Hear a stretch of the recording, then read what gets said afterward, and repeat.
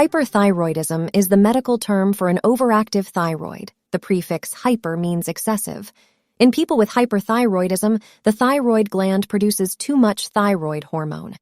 When this occurs, the body's metabolism is increased, which can cause a variety of symptoms. The thyroid gland is a gland in the neck that has a shape similar to that of a butterfly.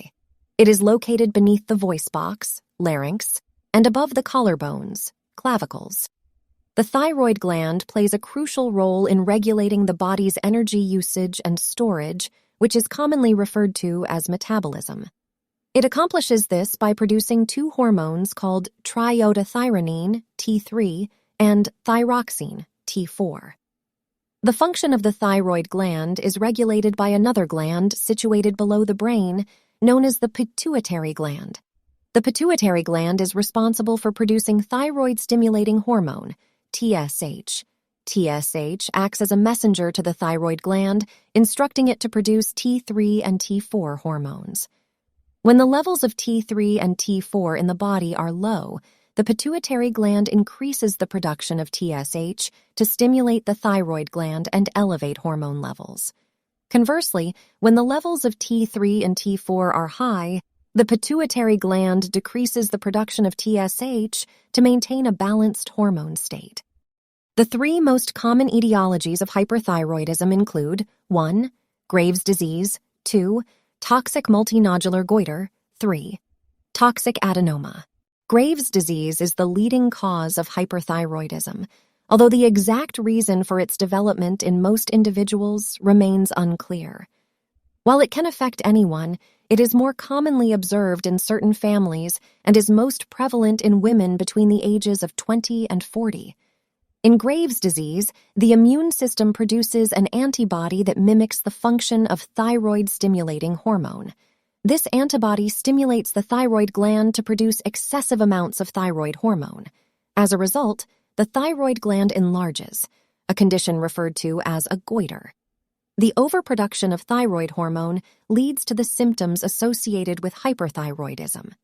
Some individuals with Graves' disease may also experience eye problems known as Graves' ophthalmopathy, orbitopathy, or thyroid eye disease. These eye problems can manifest as dryness, irritation, or redness of the eyes, and in severe cases may cause double vision. Swelling behind or around the eyes can cause the eyes to bulge or result in inflammation of the eyelid muscles, leading to excessive swelling or eyelid opening. It is important to note that the severe manifestations of Graves' eye disease are relatively uncommon, except in individuals who smoke. In rare cases, individuals with thyroid eye disease can develop inflammation of the optic nerves, which may result in vision loss. There are additional causes of hyperthyroidism apart from Graves' disease. These include thyroid nodules, small growths or lumps that can develop in the thyroid gland. In some cases, these nodules produce an excess amount of thyroid hormone, resulting in hyperthyroidism. When a single nodule is responsible, it is referred to as a hot nodule. Multiple nodules can lead to a condition known as toxic nodular goiter. Painless, silent or lymphocytic, thyroiditis, and postpartum thyroiditis. These are temporary inflammatory conditions of the thyroid gland. During these disorders, the thyroid gland becomes inflamed, causing it to release stored thyroid hormone into the bloodstream, leading to hyperthyroidism. Postpartum thyroiditis typically occurs several months after childbirth. Hyperthyroid symptoms may persist for several months, followed by a period of hypothyroid symptoms, which include fatigue, muscle cramps, bloating, and weight gain. Subacute granulomatous thyroiditis. This condition is believed to be caused by a viral infection. It results in painful inflammation and enlargement of the thyroid gland.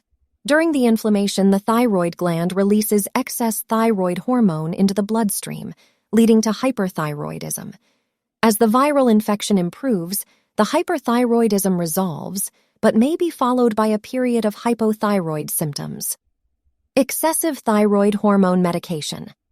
Taking an excessive dose of thyroid hormone medication, usually prescribed for treating hypothyroidism, can elevate blood levels into the range seen in individuals with hyperthyroidism. It is important to identify the specific cause of hyperthyroidism to determine the appropriate treatment approach. Most people with hyperthyroidism have symptoms, including one or more of the following: anxiety, irritability, trouble sleeping, weakness, in particular of the upper arms and thighs, making it difficult to lift heavy items or climb stairs or get up from a chair, tremors of the hands, perspiring more than normal, difficulty tolerating hot weather, rapid, forceful, or irregular heartbeats, fatigue, weight loss in spite of a normal or increased appetite, frequent bowel movements. In addition, some women have irregular menstrual periods or stop having their periods altogether. This can be associated with infertility. Men may develop enlarged or tender breasts or erectile dysfunction, which resolves when hyperthyroidism is treated. Blood tests are performed to measure the levels of T4, T3, and thyroid-stimulating hormone, TSH, to confirm the diagnosis of hyperthyroidism. Typically, individuals with hyperthyroidism exhibit high levels of T4 and low levels of TSH. Blood tests are particularly important for older adults who may not display the typical symptoms of hyperthyroidism. It is essential to note that thyroid blood tests can yield inaccurate results if you are taking biotin. Biotin is a B vitamin supplement commonly found in multivitamins. If blood test results indicate hyperthyroidism, radioiodine scan and uptake test. This test involves the administration of a small dose of radioactive iodine, called radioiodine, to assess the amount and location of its accumulation in the thyroid gland. High radioiodine uptake suggests excessive production of thyroid hormone, commonly associated with Graves' disease or overactive thyroid nodules. Conversely, low radioiodine uptake indicates the leakage of stored thyroid hormones into the bloodstream, often indicative of thyroiditis. Thyroid ultrasound. This non-invasive test utilizes high-frequency sound waves to produce images of the thyroid gland. Ultrasound is particularly effective at identifying thyroid nodules. Notably, this test does not involve radiation exposure and can be safely used for pregnant or breastfeeding individuals, as well as those unable to undergo a radioiodine test. Hyperthyroidism can be managed through medication, radioiodine therapy, or surgery. Several factors, including age, severity, and type of hyperthyroidism, and personal preferences, play a crucial role in determining the most suitable treatment approach. The two primary types of medications used for hyperthyroidism treatment are antithyroid drugs and beta blockers.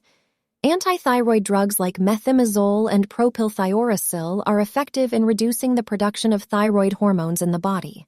Methimazole is generally preferred due to a higher risk of serious side effects associated with propylthiouracil. Carbimazole, similar to methimazole, is used in many countries but not in the United States. It's important to note that methimazole can pose a risk of severe birth defects if taken during pregnancy. Therefore, propylthiouracil is the preferred drug during the first trimester. While propylthiouracil also carries a risk of birth defects, they are generally less severe. For hyperthyroidism diagnosed after the first trimester, methimazole is the preferred option. If your healthcare provider prescribes an antithyroid drug, they will provide guidance on its usage and discuss potential side effects. Beta blockers. Beta blockers like atenolol or propranolol are often initiated promptly upon diagnosing hyperthyroidism.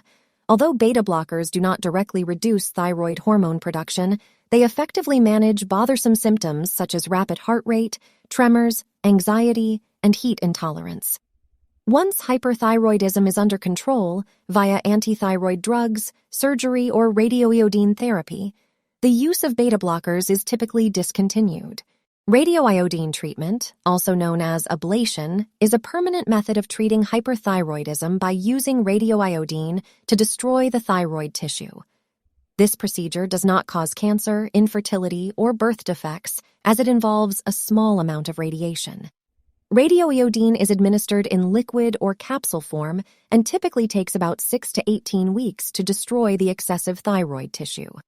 In cases of severe symptoms, advanced age, or heart problems, antithyroid drugs may be used initially to control symptoms. However, most individuals who undergo radioiodine treatment will develop hypothyroidism and will need to take thyroid hormone supplements for the rest of their lives. It's important to note that there are some risks associated with radioiodine treatment. In some cases, the condition may return, requiring further treatment. Approximately 14% of individuals may require a second dose, usually due to severe hyperthyroidism or a large goiter. Moreover, patients treated with radioiodine have a higher likelihood of experiencing worsening of their eye disease compared to those who undergo surgery. After receiving radioiodine treatment, it's advisable to avoid close physical contact, especially with young children and pregnant individuals, for 5 to 7 days to prevent exposing them to low levels of radiation. Regular follow-up appointments with a healthcare provider are necessary after treatment to monitor thyroid hormone levels and watch for signs of hypothyroidism or recurrent hyperthyroidism. Surgery, while being a permanent cure for hyperthyroidism, is less commonly used than antithyroid drugs due to the associated risks and expenses. Potential risks of thyroid surgery include damage to the nerves controlling the voice box and damage to the parathyroid glands, which regulate calcium balance in the body.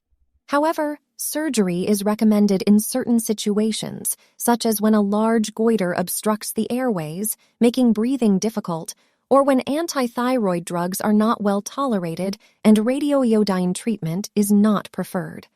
Additionally, surgery may be necessary if a nodule in the thyroid gland is suspected to be cancerous, if Graves's eye disease is actively present, or for individuals planning pregnancy who desire definitive treatment before conceiving. Following surgery, regular appointments are essential to monitor thyroid hormone levels and detect any signs of hypo or hyperthyroidism. It's worth noting that almost everyone experiences hypothyroidism after surgery and requires treatment with thyroid hormone.